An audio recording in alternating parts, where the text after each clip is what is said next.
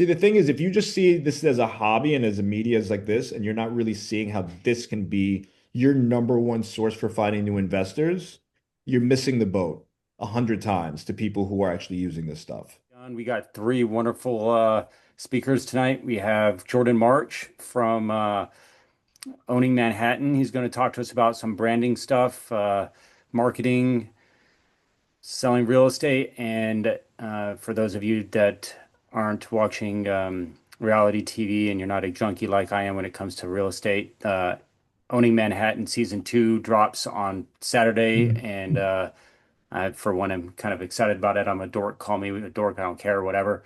Uh, and then we get to hear from Matthew Taifke and Jake Sisk about the deals that they're working on and some of the amazing things that they're doing and they're into your goals. And then, of course, we're going to have some Q&A with everybody at the end of their talk. So take notes, write down some questions, share the link to the call with any of your friends, have them come join us. And from that, we'll get moving. So welcome, everybody. Welcome, Jordan. Uh, You. got a question for you, Jordan, before you kick in, Oh, get going. So I was having this conversation with someone the other day about your team with Serhant. Uh, tell me a little bit, if you wouldn't mind, about the team that you have with Serhant, how long you've been with Serhant, and how you guys are finishing the year off. oh yeah. Well, I was filming all year to give you guys what you're going to see on Friday, but I've been in the business last 18 years. I've been working with Brian Serhant, who's the biggest broker in the world now, for the last 5 years since he started in the pandemic when everybody thought he was crazy. So never listen to the naysayers. If anything, listen to the things that they don't tell you to do and then do that. But joined him in the pandemic and rolled into this whole thing where we pitched a show. We shot a pilot and we pitched a show, and it went from Hulu to Peacock to Amazon, and everybody got their bids in, and we ultimately fought hard and got with Netflix, which is super exciting because we're in our second season now, coming on Friday. But just, as far as like deal volume, last year we went top team in the company, but we went 15th in the state of 15th in the city of New York, 24th in the state, and 118th in the country. And that's all while filming a show. This year, probably a little softer because of my commitments. And but I say that not to say that like we took the pace off. I mean, I run a very small team, and we focus on, high price, high ticket trophy real estate, even if it means like low volume. So I have experience in working with a variety of deals and institutional investors. If anybody has seen it, in season one, I represented the penthouse at Central Park Tower, which is the tallest penthouse in the world and also the most expensive penthouse in the world. Dubai is working on something that's going to beat us, though. So, but at least in the Western Hemisphere, so to speak. So it's a really, really good study, and was an amazing project to work on. It's still not sold, the main penthouse yet, but units of this caliber do take a few years to trade. It's not unusual. And being that it's the most expensive, not everyone's walking into it expecting that they would be spending 200 and plus million dollars for a single family asset. So with that being said, is we are at it, but it is a great tool for networking. And I think it's really important for everybody to be always talking about deals that are going on, because I would not network with billion-dollar investors if I didn't have billion-dollar deals that they're interested in. So as you're working with investors, I definitely encourage people like stop pitching everybody everything. Find what their appetite is, their barometer for risk, because relationships are what's going to last you in the game. And I can build relationships and work on trust and keep it for years and not necessarily pitch them anything because it's not what fits the client, because I'm actually thinking, not the client, but the investor or the partner, because I'm thinking about ultimately like what is in their best interest as in mine, right? But their interests ultimately over mine, right? Which means if it's not the right deal, we don't necessarily pitch it. And I do find some other emerging fund managers and emerging syndicators that are just super bullish and are just, out there. And I understand the need for networking and pitching yourself and so on, but you want to do it in a way that ultimately keeps your relationships tight and not has you come off as like a used car salesman. Um, and I say that because it's important to understand like what do you currently invest in, right? What kind of deals do you touch and what deals do you not touch equally? Because the partners that you do take on are going to sort of dictate what the tempo, what the pulse, and ultimately what the demands are. And I deal with it every day. A lot of novice guys, they get into real estate, they don't understand the market, construction's long, right? Tough markets and so on. And obviously you have financing and you have other investors or whatever the, dynamics are at play. And often they don't have the skin for it, right? And it sounds nice, ground up construction, sexy real estate, when they should have been getting into, multifamilies and doing just some rehab projects. So I have worked, outside of this as an operator for a few different companies. I worked in advertising as I can't even think of all my resume anymore, right? Senior division manager for a ad tech company called Vertical Searchworks. They were the technology partners for like Viacom, Scripps, and Meredith. I've also, while I was in real estate, I was an operator for my last brokerage that was the fastest growing firm from 2014 to 2018. And we went from about 5 agents to 700 agents, and we're in the top five. We did it all with $1 million, which is very, very, very lean.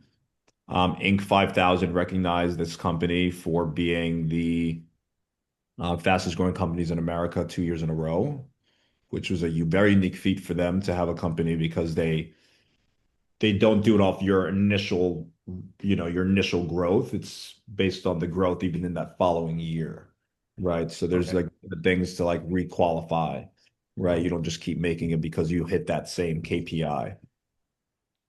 Um, so, brought me fast forward, leverage all those things, all those skill sets, and worked with Ryan on building out Serhant. So their systems, they're in 15 states. We're going to a few others. And you'll hear a lot about it because some of them we have to be very stealthy, obviously, in because we move very fast into markets. But with that being said, is like we're have been, and you'll see that if you're interested in business, it's reality and like the funny kind of corny stuff. But then there is like the actual deal making. There's about two or three deals that happen each episode. And if they don't sell, if they're not on the market, they won't be on, we won't show that they sell or anything. That's not what we're doing. And you see people who are beginners, you see people who are getting commercial. It's really about these people's stories, but in the Nocu series, we do focus on the deal and the job and the dynamics of just like operations for running a company. So you'll see me play that out if you've been following Ryan Serhant, you'll see that play out.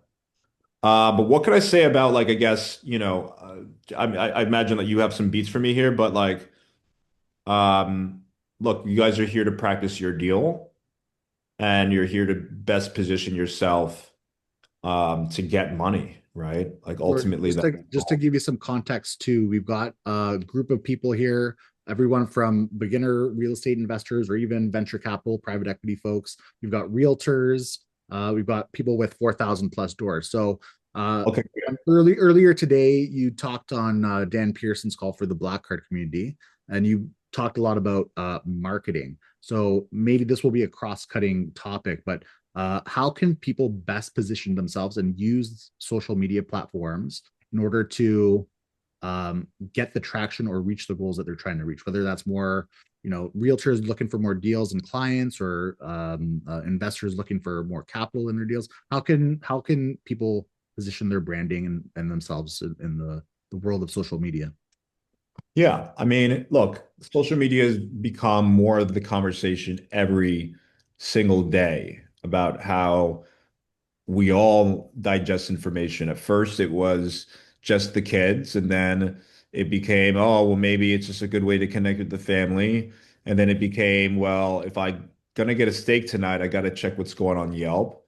And then it became, like if they don't have a few reviews under their Google, I'm not using them, right? To let your friends give you a referral, and if you don't see a website connected to a name, you don't buy it, right? So obviously we're dealing with a lot of various business types. Some are more discreet than others. Some are B2B, right? And like you're dealing with operators. But what I would say is it's not just about the novelty of social media, it's the utility. So instead of looking at it as a popularity contest, saying I got to get to 20,000 viewers or, a million followers or I'm a nobody, it's what are you doing with the 2,000 people that are following you now? And how do you scale your conversation as if you was a radio broadcast, as if you bought advertising space on TV? You are using TV or video as your medium to now really accentuate your business and become an authority. And through it, people are very compelled. So to say that there's not a power of this media, we're not really, I think, really dialed in on ultimately like where we are in this point in history, because never from before with Facebook and social media, do I know where you eat, where you go out, where the parks you hang out at, who your family is, who you're connected to, what school you went to, everything about you, I can target, including socioeconomic, where you're living, and anything else. And I imagine you guys have met because there was some probably ad on there or, word of mouth that came in from somebody who saw something online. So the key is when you're meeting in new investors, it is how do people discover you when they're not necessarily looking for you? Okay. And this is why it's very important now to understand marketing from a funnel-like mentality, starting from when people discover you, taking them to a place of interest, then to a place of consideration, and then to the transaction. If you're looking at sort of four stages in a typical funnel, and then every part of the funnel, you have your unique um, tactics and initiatives that are associated with it. So for me, I'm a realtor, right? And you see realtors all the time where maybe I'm actually doing a house tour, and then so all of a sudden I'm at the bar like making cocktails and showing you how to be a mixologist. How does that make any sense? But I realize that at different parts of the funnel, I need different things to really build a relationship. Because you may say, great, I know he knows a lot, but is he a likable guy? And if I'm doing the recipes, it doesn't necessarily qualify me for your home sale, but it gives you insight into something else that may be, relatable for you. So the goal is you want to be able to understand that ultimately people are going to come to you two ways. They're either going to come to you because you marketed yourself really well amongst your circles now, you're doing events, right? You're marketing online, ads, social media, search, which is Google, Yahoo, and Bing, right? You have Yelp even, pay-per-click, LinkedIn as a pay-per-click now, right? And you're able to get in front of the audience that you're looking to target, especially when it's niche, because sometimes niche advertising doesn't get served everywhere. If I start to talk for 3 minutes about you know, the due diligence of buying a building, it doesn't really appeal to most people. So sometimes a lot of these social media channels will try to get it to the right audience, but may not be able to scale that audience, whereas that's where advertising really comes in. Okay. So, there are there's obviously the private funds, but if you're doing Reg D 506B, right? Is it B? Yeah, You bees can for advertise. marketing. Sorry. Just you can advertise. And there are people who are, C, yeah. sorry, C, excuse me, Yeah. for a public offering, right? Um, but I say that because it's important that you understand now you can really start from a place where people don't even know you. When I got into this business, I was 18 years old, maybe about 19, and I was a high school dropout at the time. And I went to school at night, and my parents were like, you got to just get it together. So I went to school at night and I got into the business, but I was able to put myself and my face out there in a lot of different ways. Now, not all advertising is created equal, but for you, it's really how do you create a multi-channel, holistic way to get after your audience. I do interpersonal meetings as much as I do the bigger advertising initiatives as well.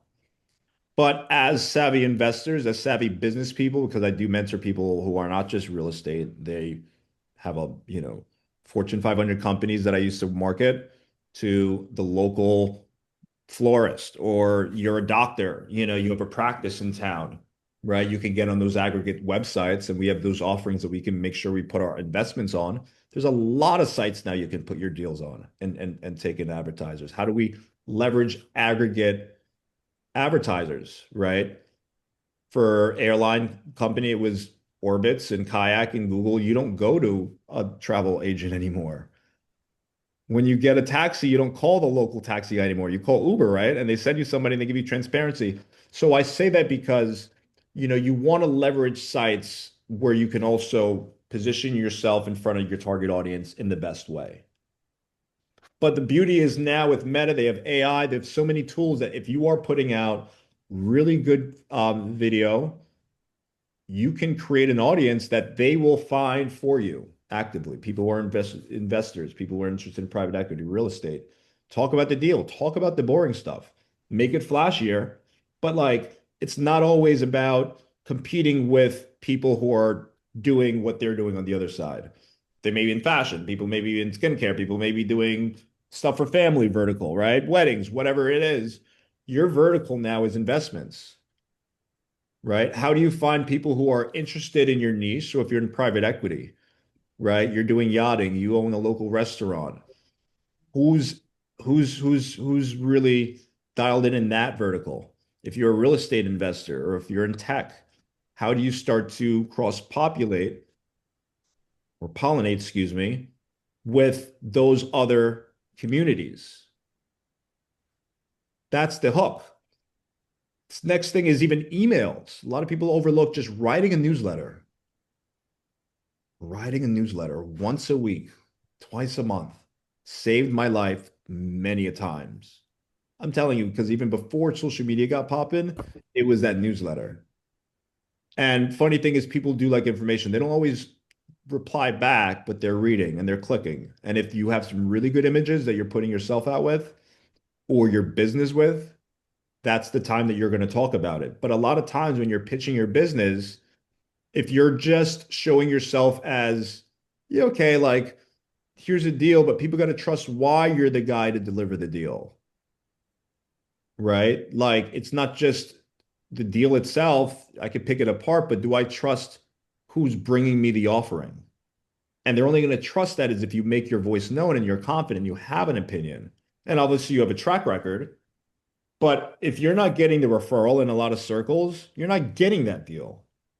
However, if I'm building a really strong presence and you may just pick one medium today and say for the next 30 days, I'm choosing to market myself. Thanks for joining us. Check back soon for the remainder of the call for part 2 with Jordan March.